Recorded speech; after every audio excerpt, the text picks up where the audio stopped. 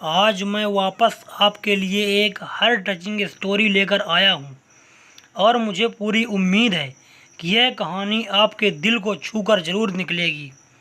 तो आपका ज़्यादा वक्त ना लेते हुए मैं इस कहानी को शुरू करता हूँ। एक बार की बात है, एक बार एक अध्यापक एक संपन्न परिवार के शिष्य के साथ कहीं जा रहे थे।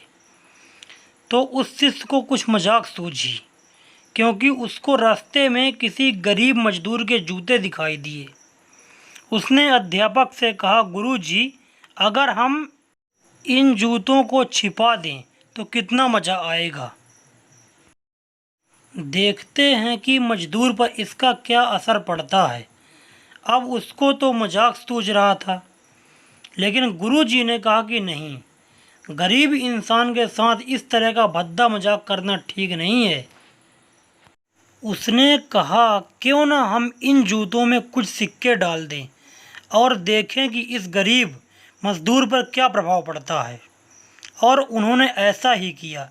जैसे ही मजदूर अपने काम करके लौटा और उसने एक पाँव अपने जूते में डाला तो उसको कुछ कठोर सा महसूस हुआ।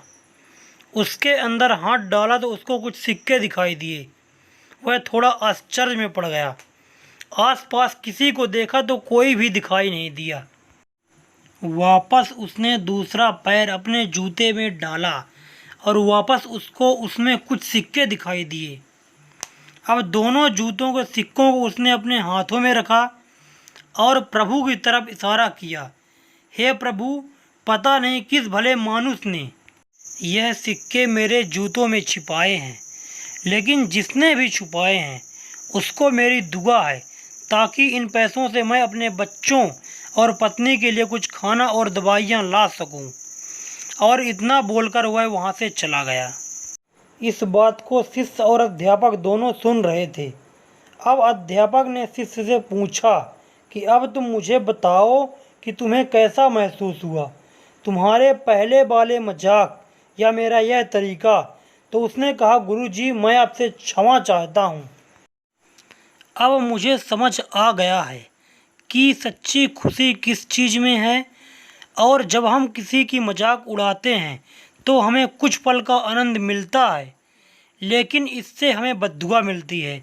लेकिन अगर हम किसी की मुश्किल परिस्थितियों में मदद करते हैं और जिसकी भी हम मदद करते हैं उसको भी नहीं पता कि हमने उसकी मदद की है, लेकिन अंदर ही अंदर हमें पता है कि हमने उस इंसान की मदद की है।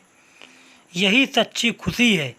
जब हम दूसरों को खुशी देते हैं तो हमें सच्ची खुशी मिलती है।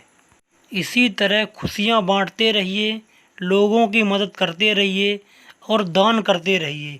जिसके भी आप काबिल हो, जितना भी आपसे बन पड़े, दान करें, लेकिन दान ज़रूर करें। इसका मतलब यह नहीं कि आपको कंपलसरी या अनिवार्य रूप से इतने रुपए दान करने ही चाहिए, क्योंकि हर किसी की ज़रूरत अलग अलग हो सकती है। अगर आप किसी को पैसों का दान नहीं कर सकते तो कम से कम चीज़ों का दान तो अवश्य ही कर सकते हैं। मुझे पूरी उम्मीद है कि यह हेयर टचिंग स्टोरी आपको ज़रूर अच्छी लगी होगी। आपका कीमती समय देने के लिए दिल से शुक्रिया।